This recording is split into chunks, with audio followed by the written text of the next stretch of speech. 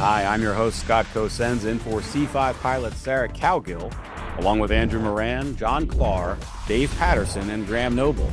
And this is The Conservative 5, an online video production of Liberty Nation News.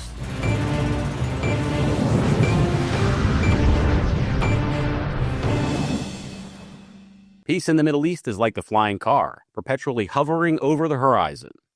Hamas murdered over 1,000 Israeli non-combatants on October 7th, 2023, and kidnapped and held 251 others hostage, opening new hostilities in a battle that has been raging more or less intensively since the 1940s. Now President Trump has joined with the heads of Israel and numerous other regional power players in suing for an end to the hostilities. All 20 remaining living hostages have been returned, and there's renewed optimism that this war in Gaza is over. Barack Obama won a peace prize but made new wars. Dave, the Sharm el-Sheikh summit, I hope I got that right, seems like it may have some staying power if those assembled act to frustrate the destabilizing forces. Do you agree or disagree with that proposition? Well, Scott, I'd like to agree with it, but, there are some major sticking points to achieving peace in Gaza, as the stark reality of what peace means becomes real. First, there are 24 individuals whose bodies have not been returned. Israel has threatened to hold back aid until the deceased are in Israeli hands. And the Red Cross claims it is a massive challenge, and you can believe that it is. I mean, most of these remains are hidden away in tunnels covered with a great deal of damaged buildings. Second, though Israel Defense Forces pulled back its troops to what it agreed to as a yellow line, but consider that it still leaves over 50% of the IDF still occupying Gaza.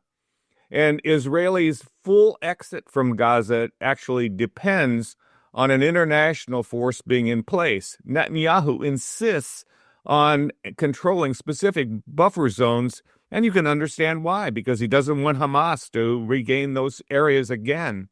And then there is Hamas disarmament. As the Israelis withdrew to their yellow line, Hamas moved in and reasserted control. There have been graphic reports of public executions by Hamas-affiliated gunmen in Gaza City. And that was just right after the announcement, and they targeted at least 7 Palestinian men accused of collaboration and carried it out in front of crowds of onlookers who seemed to agree with what was going on. The peace deal. I saw some of those clips. They were very disturbing. Sometimes you wonder with those crowds, though, is it the kind of thing where they better show support for what's going on, or maybe they'll have to join the executed as well? Yeah, I think that. And I don't know, by the way, I'm just posing it. I better go in that race. I think there's a certain amount of fear that Hamas still holds over the Palestinians. But, the peace deal included Hamas surrendering their weapons and abandoning all political ambitions. And these are terms that have been flatly rejected by Hamas. And as they said, it's out of the question. Let's just take a moment and see what President Trump had to say on the occasion of that agreement. We have told them we want to disarm, and they will disarm. And if they don't disarm, we will disarm them. And it'll happen quickly and perhaps violently. They will disarm or we will disarm them. Graham, I know that you've got boots on the ground experience dealing with the Provisional Irish Republican Army, another group that had to pledge to disarm in the wake of a peace accord. What do you think of this? Is this when I see this, by the way, my fear is my next door neighbor's kid's going to be sent over to Gaza to fight because they didn't disarm then. That's the potential downstream consequence of it. And what I see is a potential threat to liberty for Americans. So that's how I bring it to the table. But I'm interested in your take, please. Well, I think assuming that this whole plan does move forward, and even though, there's going to be sticking points all along the road of this, there's going to be sticking points and they're going to be taking 2 or 3 steps forward and a step back probably the whole time. But assuming we move forward and we get to the point where they are actually beginning the reconstruction of Gaza, they are going to need a multinational military presence in there to do policing / peacekeeping. And that cannot consist of IDF personnel for obvious reasons, because obviously, everyone will be saying, oh, well, basically this is a kind of a de facto reoccupation of Gaza by the Israelis. So it can't be IDF in there. There are certain other countries it can't be either for various kind of geopolitical reasons. But we're talking about, at least half that force needs to be drawn from Arab countries, Egypt, Jordan, mainly, I would say, not Lebanon. Or perhaps non-Arab Muslim countries, right? Like, could you get Indonesian troops or something like by us? Yeah, that's a valid suggestion, Scott. Yeah, absolutely. Yeah, Muslim troops, but not necessarily from that region. I can see some kind of nominal US military presence. I would hope that wouldn't be big. I would hope it would be just like in the form of some teams of, advisors / trainers. I could see maybe French troops in there. Personally, I think French Foreign Legion troops would be an excellent choice, because many of them are already attuned to the Arab street, as it were, from their years in operating in North Africa. The British Army, of course, has got a lot of experience of this type of scenario from Northern Ireland. So multinational force, half of which is Arab, and or Muslim at least, for peacekeeping during the rebuilding. And of course that, and really, they're not going to want to be fighting with Hamas, so the Hamas issue has to be dealt with maybe even before that happens. All right, Dave, I know you didn't want to give up the floor before, so come back to. I think too that you have to realize that there's this matter of governance, and currently there's no clear plan to establish the Palestinian-led governing body, and it's not exactly clear how all of this is going to come together. And there's going to be this international stabilization force, and as Graham pointed out, it's not clear as to who all will be part of this force, but the United States does have 200 of boots on the ground in Israel, and they're there to, quote unquote, monitor and provide logistics. And I think that's probably the extent to which the United States will be involved, and probably the extent to which it should be involved, quite frankly. But there's going to be a U.S. presence and U.S. representatives in this peace board that President Trump talks about.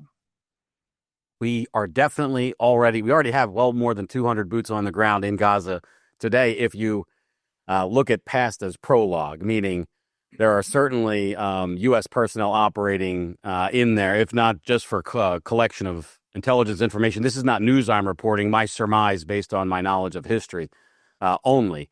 The question is whether or not it could draw us into a more of a shooting war with the Hamas in Gaza. That was the premise of my question, Dave. Can you address that point directly? I don't believe there are any U.S. military boots in Gaza. They're in Israel, that's for sure. And there are a lot of special operations forces that are advising Israel, as they have been pretty much along. But and there may be some NGO personnel helping with the aid distribution, but there are no boots on the ground U.S. boots on the ground in Gaza. And I'm still waiting for an answer to my question about what happens when the U.S. people get shot at and shoot people in Gaza, right? When we have, is Trump going to meet the bodies at Dover? Is that going to be a thing? Well, I think that's a hypothetical that Trump is very much trying to avoid, and it is possible to avoid it, and that is simply by not having boots in Gaza. That's that simple.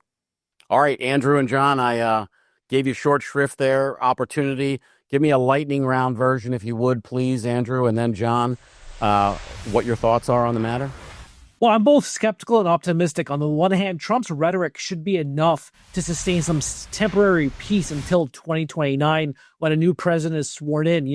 Trump's rhetoric is vastly different from the previous administration. He says that we'll disarm you, and the previous administration would say, don't. don't. But at the same time, I'm not holding my breath. When I was 3 years old, you had the Madrid Conference. When I was 8, you had the Oslo Accords. When I was in junior high, you had the Camp David Summit. And then when I was in my 20s, you had the Kerry Initiative, and none of those led to any positive results at all. So, you can be both optimistic and skeptical about the situation, but, these peace deals never last, and history can show for it. As I was preparing this segment, I thought, is it to call it a historic thing? And then I just recalled in my own life newsreel, Andrew, all those things that were historic and never amounted seemingly to much. John? Well, and also to Andrew's point, there's a long history here. This is a highly complex situation. And zooming out of it to the big picture, and I have a daughter in the military, and I hear you, Dave, we don't want to be drawn in. But there really needs to be change on the ground. It's not about the Palestinian people. It's about the Hamas destruction of the Palestinian people. And so I'm hopeful that with this development of getting the hostages back and actually seeing some closure, that maybe this will help reduce some of the anti-Semitism and the whole Israel's committing genocide stuff, and help the political theater shift with the military theater and start focusing on instilling a lasting structure in Gaza that's not corrupt and corrupted by Hamas and international forces. So I think there are a lot of ramifications, but it certainly, I think, is good news for the Trump administration to have made some steps forward, whether or not they're lasting. Well, in any regard, more peace is better than less peace, and we can all agree on that. Thank you so much, panel.